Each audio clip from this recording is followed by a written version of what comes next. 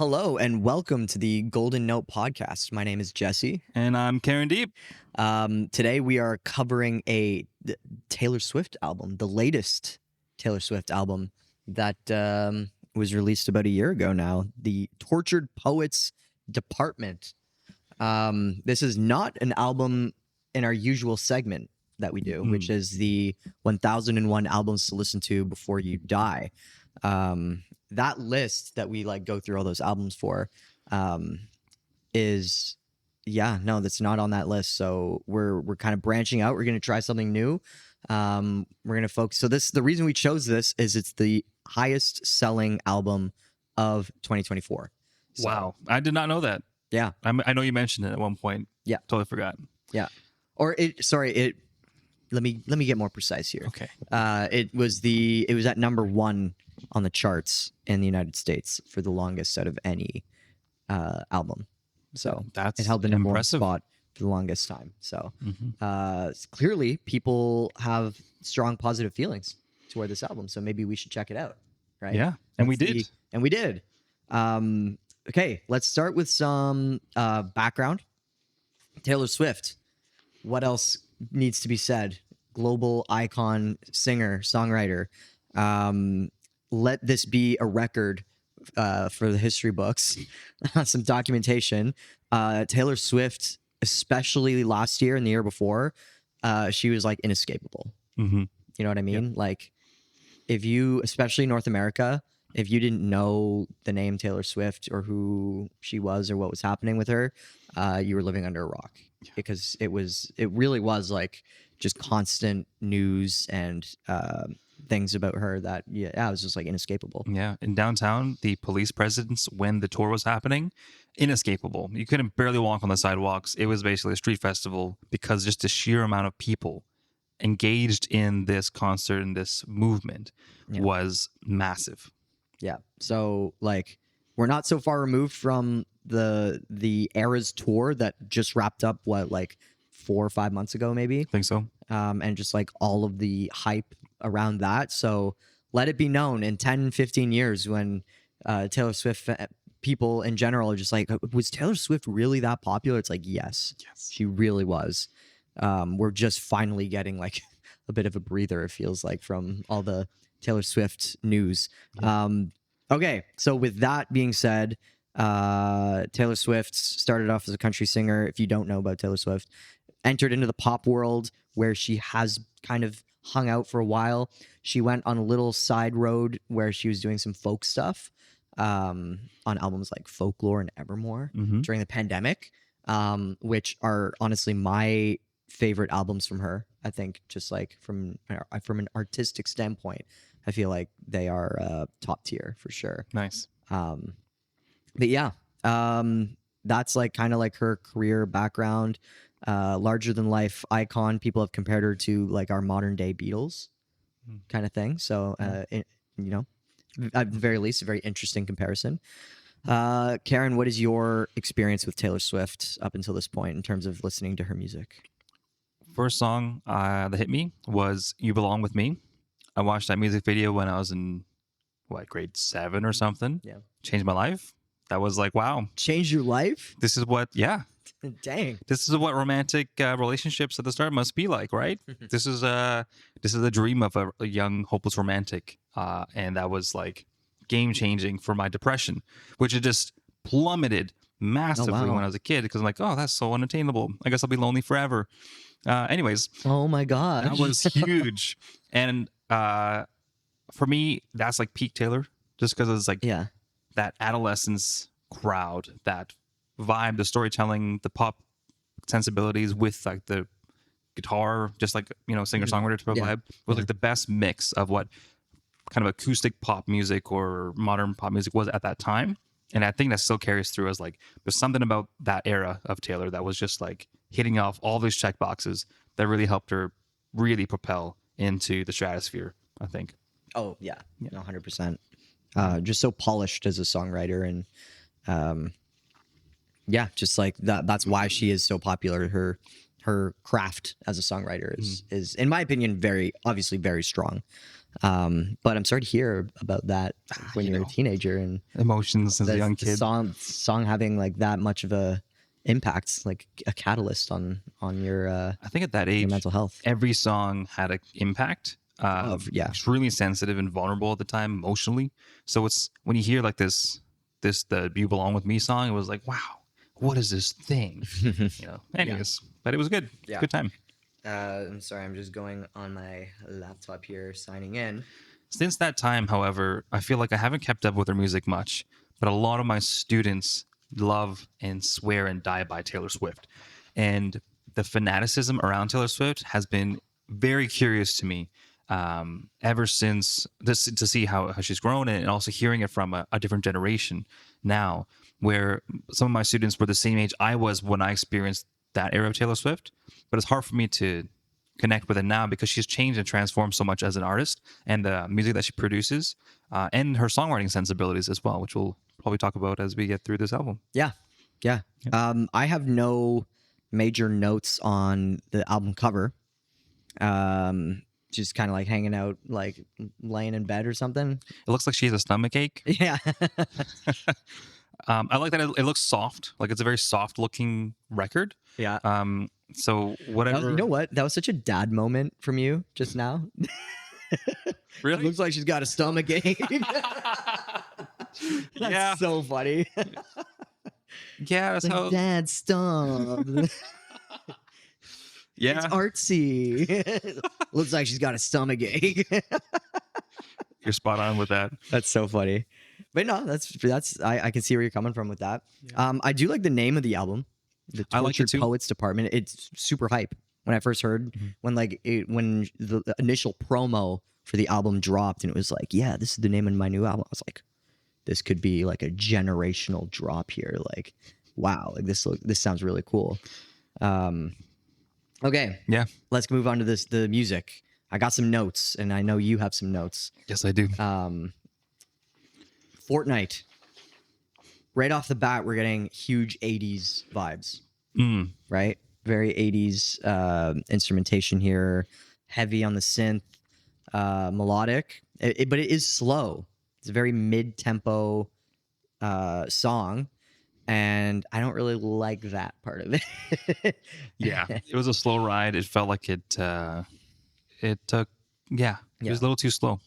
Yeah. And also, it's interesting because from like 2020 until really now, maybe like 6 months ago is when it officially ended. But there's been like this weird chokehold that like 80s synth pop has had on like modern pop music right now, and especially with The Weeknd, right, with like songs like Blinding Light, which was like obviously a massive hit.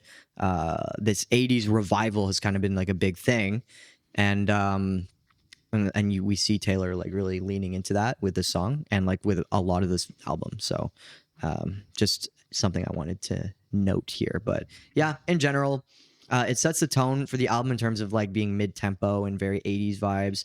I feel like Post Malone was kind of wasted as a feature here, though. Yeah.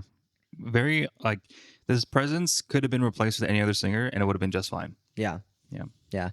What do you think of the lyrics? Fun, actually. Like the like I'm gonna kill her. Like she waters flowers. I'm gonna kill her. Like that's funny. I don't know. That was funny. I think it's quirky. It like raises your eyebrows, and it's like, yeah. I think it's one of the only parts of this song that like make me want to go back to it. I agree with that statement. Yeah. But I'm not sure if I would characterize it as quirky exactly. You're like, this is morally indefensible. Partly. I already know where you're going with this. I just didn't like it. The fact that like it's the stress of like hiding an affair was just kind of prevalent in this tune.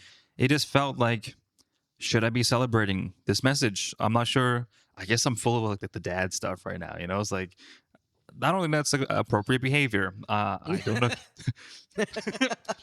She should be grounded, you know? Yeah. That's so funny. So yeah, that's where I was coming. Like right off the top, I think it was very apparent with that messaging, and it's hard for me to ignore from the top. So yeah, Okay. quirky probably isn't the word I would describe it as, but I agree with you. Yeah. So with all of that being said, this song, I don't know. I've had such mixed feelings about this song ever since it came out. Overall, I say it's okay. Yeah, It's okay. I don't revisit this song a lot. And you know what? I'll come out and say it. Like, I do call myself a Swiftie. Like, I do very much enjoy Taylor Swift. But this song, I'm not like a big fan of, you know? But yeah, let's keep going. cool. The next one is a title track of the album. More 80s vibes right off the bat. A bit more cheery, though. I don't get why she had to drop the F-bomb in this song. And this is not coming from like a moral dad perspective where she needs to be grounded. This is coming from I think it's once. I think she says it once randomly in the verse. And it's just like such a wasted nothing burger. And now she has to put like the explicit sign on the album or like on the track. And it's just like, just don't like, I don't know. I think that was the whole reason to drop the F-bomb was to get E for explicit on the track. It felt out of place for that F-bomb. Yeah. The Charlie. Okay. There's some times in this album where the lyrics are really cool. I love her vocabulary that she uses. Like, she drops some big words in this album. She does. But there are also some real stinkers and some like odd, like, I guess that's something you could say. You know what I mean? Like we declared that Charlie Puth should be a bigger artist, and it was like, it just sticks out like a sore thumb so much, you know? It feels like all those subtle name drops or like brand recognitions. I started thinking like this just feels like an advertisement. Like this whole track felt like an advertisement. The references don't have a lot of weight to them. They don't really paint imagery. I don't feel like they're part of the story. They just feel like they're kind of beating around the bush, but I'm not even sure where the bush is. With that in mind, the only semblance of a story I got felt mildly abusive. It felt like an abusive relationship of sorts, and I was like, this is a weird mix of emotions that I don't feel comfortable with. And the delivery just didn't feel like it was pointing in a clear direction, as all these name drops felt like advertisements to me. Okay. Yeah. No, I do get that. Yeah, I'm not a big fan of the name drops. There was a moment on this track where she said something about like, oh, we were at a restaurant and like when you put one of my rings, like you took it off of that finger and put it on my ring finger, and like my heart exploded, and that was amazing. Like that lyric, I'm like, oh, like that's like a really cool, like I don't know, like that's such a unique, again, like an artist talking about a very unique experience to them, but like highlighting it in a way that like as a listener you can really appreciate and be like, oh, like that is cool, like that is interesting. The way you were just looking at me, you're like, yeah, I hated that part. That sucked. Funny you mentioned that. I was thinking about something else I want to get back to eventually. Yeah. But you're right. You're right. You're right. Like, I think that was so dumb. I think I can be a hopeless romantic sometimes, and so I thought that was very nice. But overall, this track was just really wordy, and not even the sense of like she was using words that were too big. It was just like she was using every available space to throw a word in. Yeah. And it just didn't work. And this was the worst culprit out of all the songs in the album, because there's a lot of songs in this album where it's just like she's just trying to like increase the word count on the song. It's like an essay where you're trying to get like that, 2,500 words limit of like what you're supposed to be at. And she's like, I need more words. Yeah, most of this record feels like that to me. Yeah. So I wasn't a big fan of this song overall, but that's. I do believe that it is one of the weaker lyrical songs, one of the weakest in this record, and it's disappointing that it's the title track. Yeah, and that's what it is. Like I felt like I got cheated. Yeah. You'd expect it to be the stronger song on the album. I'd expect it to be poetic. I'd expect it to establish a department. I'd expect it to have themes of torture. Now, who is doing the torturing here, and who was tortured? That is the question. The people in the department are those that have been tortured. Well, I'd argue that the listener, myself, was tortured. They're tortured poets. Wow. Anyways, I can go off. Yeah. Karen has strong opinions, apparently. Let's move on. Yeah. All right. My boy only breaks his favorite toys. Again, extreme 80s vibes. I do like the chorus here. It's just like the mid-tempo, ethereal 80s sounds are just not my thing. So yeah, I'd agree with the music. It's a bit of a skip for me, this song. The sound wise, it's just like it's fine. Like it does the thing that it's kind of like a budget Lana Del Rey vibe throughout this whole record. You beat me to it, man. Sorry. I was gonna mention that, yeah, there's a lot of Lana vibes throughout the whole album. Yeah. And like just because you kind of get the Lana vibe doesn't mean you're tortured. So I want to make that very clear. However, I do believe Taylor Swift is tortured, but she doesn't say it exactly, explicitly in this record. But we'll get to that eventually. But the music is fine. But the lyrical content, I feel like, touches on enabling behavior. And it is very problematic to celebrate this abusive, enabling behavior. True. We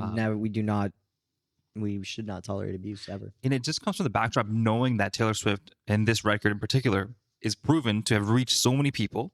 And in my experience, a lot of young girls. And I think the messaging with that and seeing the trends with that, with these terms, make a lot of sense in terms of the rise of mental health issues with the young girls relating to these topics. So it makes me very alarmed that this is the music that's being celebrated in the messaging and the lyrical content. And a lot of these songs are an example of that. So lyrically with this song, though, is she celebrating the abuse that is like coming from?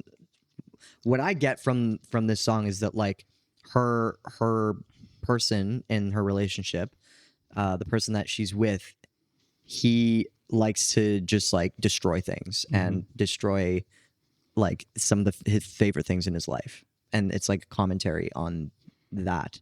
And I don't think it's glorifying that. I don't think it's glorifying either. You're right.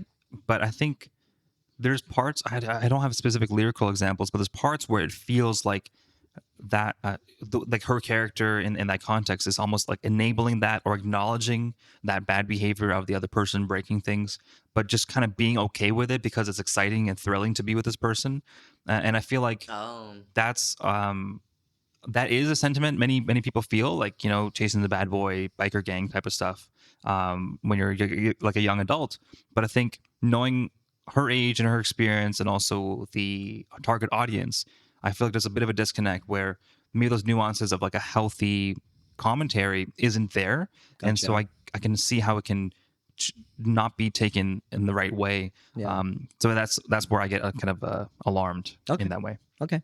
I got you. Yeah. It's very interesting that you got that. I'm just over here like the mid-tempo 80 sounds suck. Fair. Yeah, no, I took it to a different place this time. No, it's good. It's a very interesting to hear that perspective. For the next one, honestly, like we both didn't like that song for our different reasons. I also didn't like this next one, Down Bad. And this is what, like the fourth song in a row where it's just like, meh, like don't like it. Yeah. Yeah. I don't like, it's catchy. I tend to love catchy stuff, but this song screams TikTok to me. And here I go. I'm sounding like a grandfather here. Here we are. TikTok. The dang TikTok. But no, it's just like it feels like whoever wrote the chorus, I'm assuming it was Taylor. Whoever wrote the chorus, they were just like they sang it and they're like, see how viral this could be? You know, like down bad crying at the gym. Like, oh my gosh, people are going to love that. And it's like, I just listened to it. I'm just like, yeah, this was clearly the purpose for writing a course like this. It was just for the virality of it, you know? I feel that way definitely with this song, but that thought kind of came to my mind as well with the first track, Fortnite. Yeah. Because I know Fortnite is a video game. The video game, yeah. A lot of kids like to play.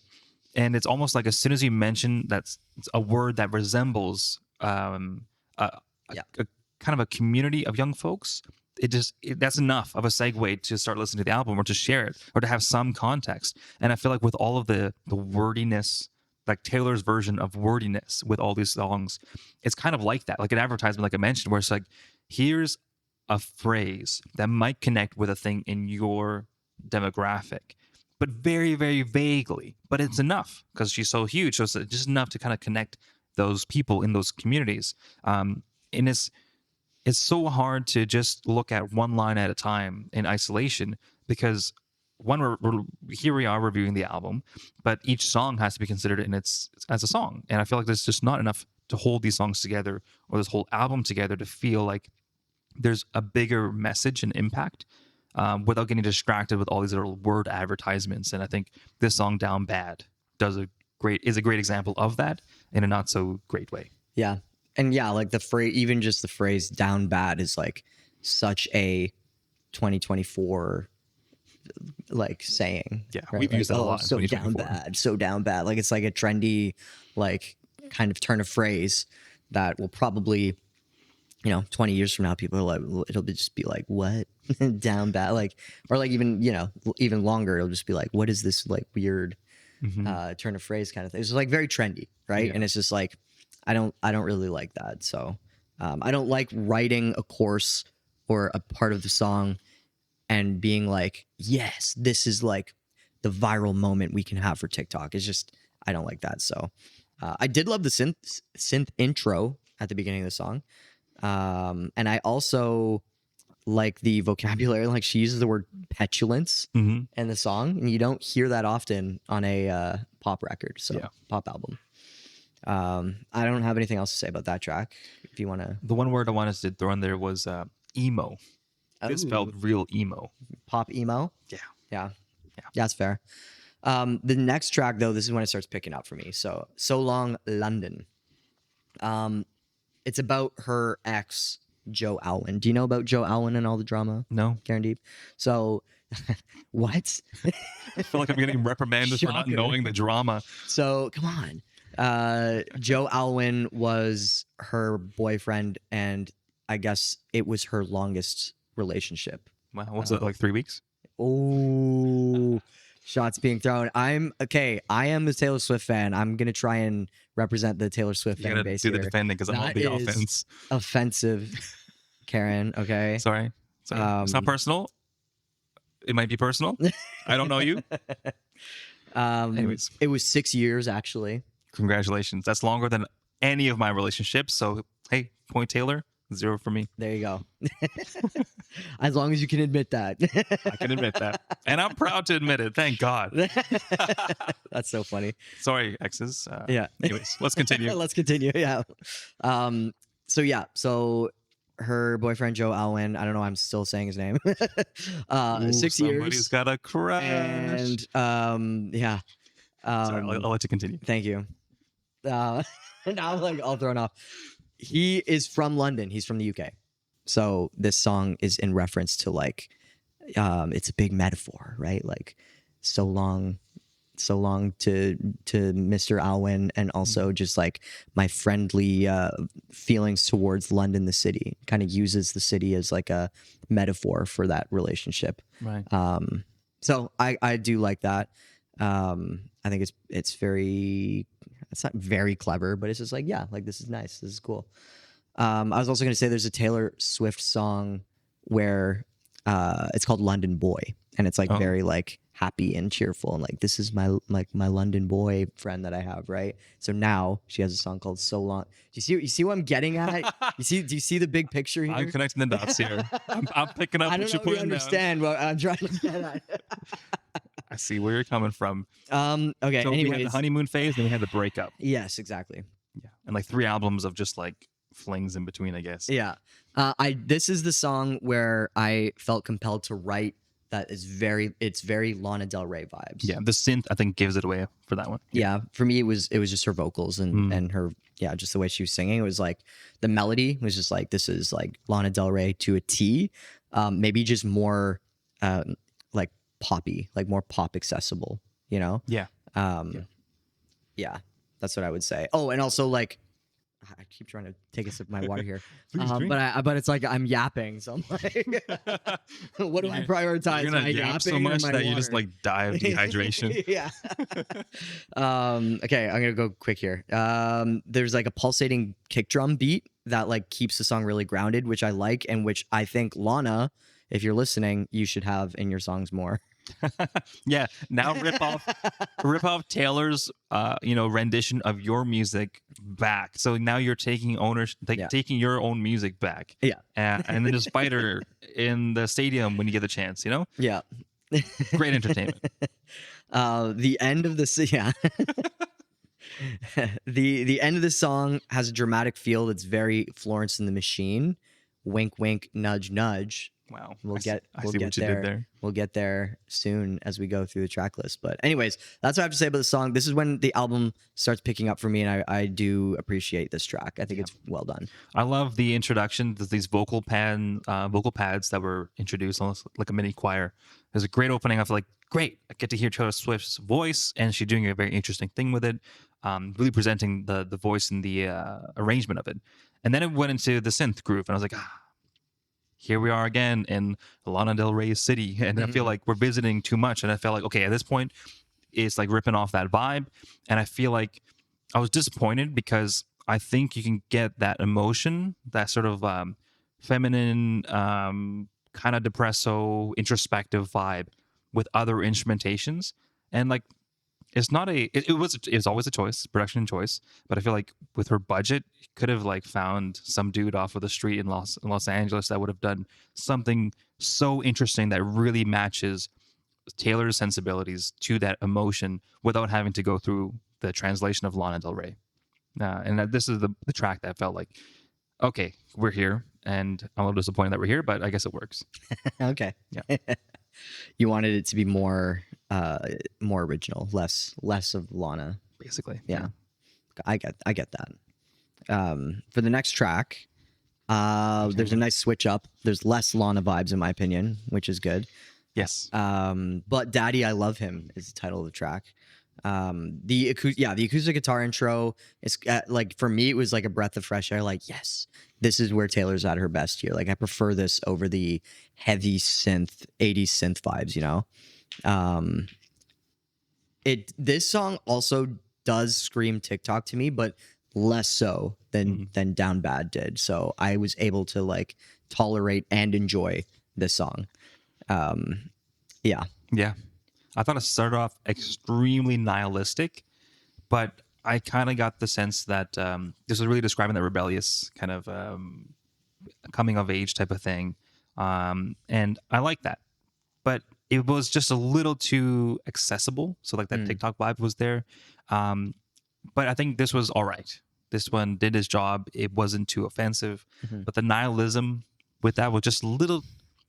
I just didn't understand it quite well. And I felt like it was just a little bit too much, but it was good. It was like provocative in that way, and I think that will catch people's attention for the song. Nice, yeah. Also, another attention grabber is using words like precocious. Oh, yeah, she said that. Revelry. There's some big words that are being thrown around on this track. I'm learning precocious and revelry. Revelry, yeah. Wow. Yeah. So overall, I like this track. It's more timeless anthemic pop as opposed to like the heavy 80s synth sounds. There is a weird stinker in the lyrics at the end where she's like talking about having her boyfriend's baby and being like telling her family like, oh, I'm having his baby. Yeah. Haha, just kidding. You should all have seen your faces. I'm just like, I don't like, the disappointed father comes into play. Well, it's just like, why? Like, if you're gonna like, it's just, once again, it's just like putting lyrics in the song to fill up space. But you could have just not. Just don't, like, the song was great until like that very last part where it's just like, what? Like, yeah, I'm with you on that. It was just weird. I don't know. For me, it was a stinker, but whatever. One reason why I think it was a stinker, or there's stinkers like scattered throughout all of this, is because she was having a stomach ache That is why there's stinkers scattered across this entire look at album. that. Just bringing it back, eh? Thinking here. Nice. Full circle. First full circle moment. Fresh Out the Slammer. Not much to say about this one other than like the country western vibes that are like, I don't know, it's very forced. And it's just like, I don't know. I glazed over this one. It did not have any impact on me whatsoever. I do like the lyrics and the chorus, but yeah, other than that, it's just like a bit sleepy. Not really my favorite track by any means. Yeah. But then Florida, what a banger. That felt good. This one felt good. I love this song. Yeah. This was all has always been a standout for me on this track, on this album. Anthemic, angsty, interesting. Like what happened in Florida? That was like the big thing when this album dropped. It's like, what happened? Something happened in Florida, but we don't know. was it Joe Alwyn? Did he do something in Florida? Was he the Florida was it man? Matt Healy? Because that was the other boy that she saw right after Joe Alwyn. They like broke off their 6-year dating relationship, and then like a couple months later, she got together with Matt Healy of the 1975. Wow, you know that band? I You know the 1975, yeah. And that was like a whirlwind relationship. I say this like I should just be like her official like. Yeah, you're like the gossip. I'm like the gossip host. Columnist for Taylor. Yeah. But isn't that what all the fans want to be? Isn't that like why she's so popular? Well, it's what? That she has equal parts music with gossip? You're saying she broke up with people so that she could have good music? Not on purpose. Karen. But it's part of her brand. Like she's pretty clear about these relationships, and yeah, but she doesn't break up with people just to have content. She had a 6-year relationship. She released albums within her 6-year relationship. Yeah. So you didn't have to break up with them to have albums. But like the longer you are in the relationship, the more you can milk it after the relationship ends. Oh wow! Once again, sounding like a father over here. You're like dates too many people. I just think that the lifestyle she lives, the way she's she so has busy. songs critiquing people like you. You know that, right? Great. Take a swing. Please shout out Golden Note Podcast while you're at it. Yeah. You know, all those name drops, I'm sure. Golden Note. 3 syllables. She could work that in for sure. Great. Yeah. Thank you. Anyways. We went on a tangent there. Florida, great song. I agree. And Florence the Machine. This is where Florence the Machine comes in, which I love that, yes, she's wearing the influences on her sleeve, but she's also incorporating these influences as guests into the album, because there is a Lana. Is there a Lana feature in this album, or is it on another album she has a Lana feature? I see one on this one. No, I think there's another album that I think it's on Midnights, the album that came before this, where she had a Lana Del Rey feature. Anyways, I digress. Florence kills it. Her voice. Okay, this is where the Taylor Swift fans are gonna hate me. I really do think that like Florence the Machine shines over Taylor Swift. Yep. Yeah, I'm with you. It's like a very clear it was a breath of fresh air to hear her sing. I don't know her name. Do you know her name exactly? The lady singing? Florence? Is it true? No, I don't think it's Florence. Because like the main singer for Billy Talent's name is definitely not Billy. So true. I just want to make sure that was. Yeah. I was gonna be like, really? But it's like, no, I can probably guess that. Yeah. But yeah, when she started singing in this track, I was like, oh my God, breath of fresh air. My ears said, thank you, please. Thank you, God. It's not even a talent thing. It's just like a what do you call it? Like a distinctive voice, And Taylor Swift has gotten this her entire career, where critics like us are comment and be like, Taylor's not a good singer. Right? Like she's not but like I disagree. Like she is a good singer. Yeah. She hits the notes. Like she can hit notes. She's got like a decent range. It's like a delivery, like their timbre of delivery. It's just her, and she can't do anything to change it. It's just like her voice just isn't super distinctive. You know what I mean? Or it is, because we've just heard so much of her. So it's like we know when a Taylor Swift song is happening, especially because of her songwriting. Yeah. Like we know the songwriting craft, and it's like, okay, we recognize a Taylor Swift song. But when it comes to just purely her vocals, Florence has way more, in my opinion, just like way more unique, timbre to her voice. There's I like a guess. lot of nuance and like soft intimacy with, I guess, Florence the Machine singer's delivery on this record or on this track, and I felt that that's what the song needed. Mm-hmm. Whereas Taylor, although she does has her sound, like she has her way of singing, just lacked a little bit of that intimacy that's so apparent when the other girl was singing in this track. And Taylor is a very well performing vocalist. She can sing. She knows how to use her voice very well. Mm-hmm. But it's her voice that doesn't necessarily fit in every kind of emotional dynamic of these songs that she's doing. And she's always trying things, which is great. But I feel like there's moments where it shines better than others because of the way she sings and her timbre and all that. So I think this is a stark contrast of what she may be lacking in that intimacy department, I think, in this song. It's interesting you describe it as like an intimacy thing. Yeah. I just think Taylor Swift's voice is very, like, it just gets the job done. Mm-hmm. Like, does what it needs to do. It's what stands out in Swift's music is her songwriting, right? Like, that's the thing that stands out. But when she's paired with a singer whose voice really is like a cut above in terms of just distinctiveness, it's like very apparent. But I will also say they worked really well together. Yeah. Like, I feel like the both of them singing together on those moments in the song where they do that, it like really shines and it's really great. One other song from a different band, completely different genre that comes to mind is the track called King for a Day by Pierce the featuring this guy, Kyle something from another band. It's a metal rock, hardcore, screamo thing. And my gut reaction when I heard that song was very similar to me hearing this song. The contrast of the vocalists, their strengths and weaknesses really become apparent, but when we put it all together, it makes for a great track. So I think that's what happened on Florida for this one. Yeah. So you like this song? I do. There you go. Surprisingly. Awesome. Yeah. And then Guilty as Sin is probably tied for my favorite song with Florida. I love Guilty as Sin for whatever reason. Just the like, I love how it builds, and I love the drums when they come crashing into the second verse. I think it's a really cool moment.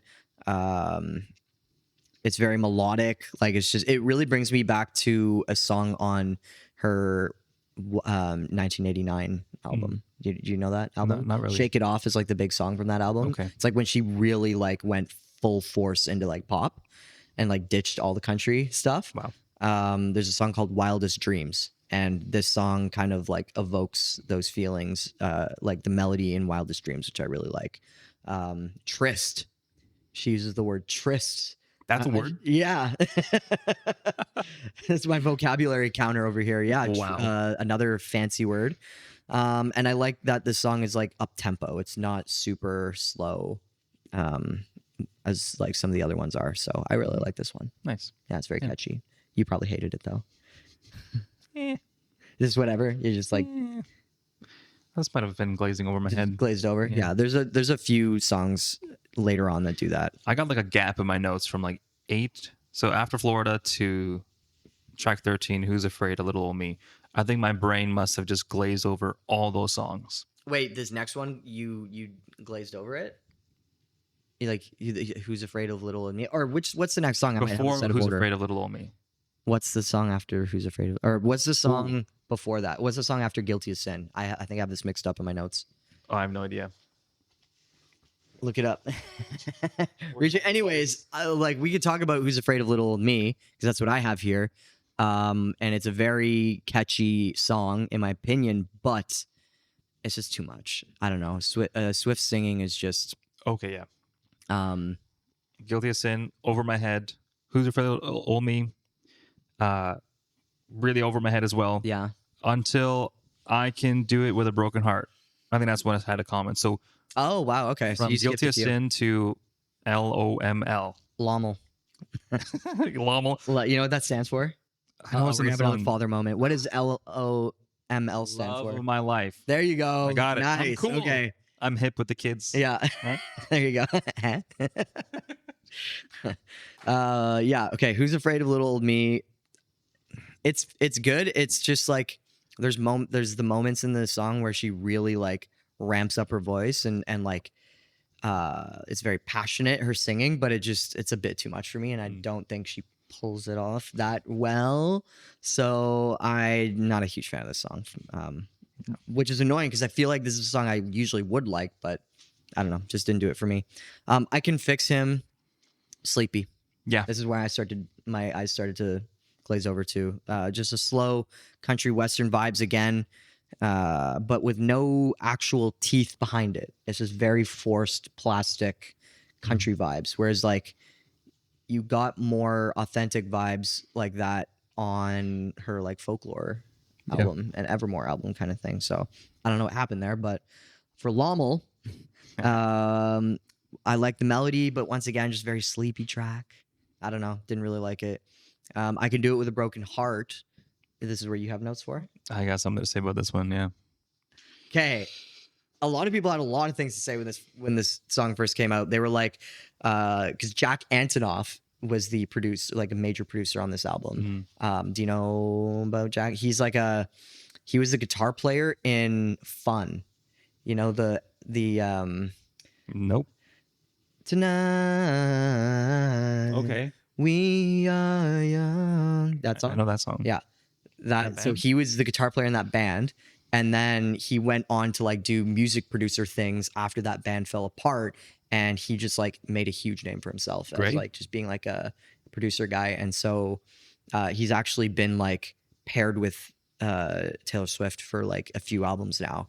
And anyways, this song came out, I Can Do It With a Broken Heart, and he was like a major producer on like the beat and everything. And there's so many memes online just being like, Jack Antonoff just gave Taylor Swift the worst beat of all time. And I was just like, do something on this one, Taylor.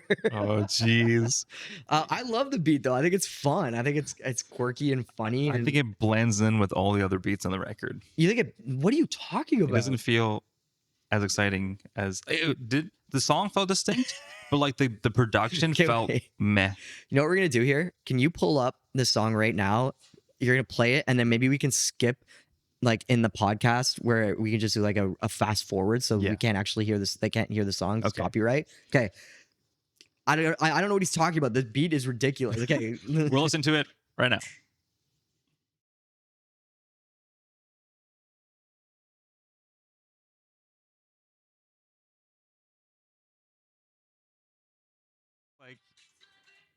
All right.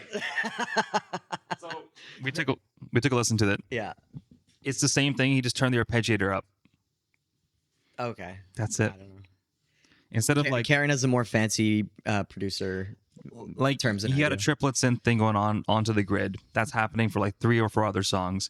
What he did was just change the timbres a little bit brighter, maybe a slightly different patch, and just cranked it up in the mix. So it's like right in your face for the chorus. Yeah. Trying to drown out the performance of Taylor's and her vocals on the chorus. So it's like, okay, it's poppier, it's more exciting, but it's the same thing. It's the same thing for the record. Well, a lot of people critiqued it for being really clunky. Like it's just like this clunky, like it's just like sound like a chicken. Yeah. And it's just like, what is this? Like, what? So, but I think it's fun. I think it's a fun beat. It's catchy, and I do think that that Taylor Swift really owns it. I think she does well, but a lot of people didn't like this track. You know, I think the reason why it stood up for me, this one was, yes, the energy was like more intentional. I felt more committed. It is more fun. It's more poppy, more lively. But I still feel like it just feels, the excitement is there, but it still feels like all the other songs on this record. It just has a slightly more positive kind of tune to it. And I think that's why it was so drastic in this record, why when it pops out. That was just like meh.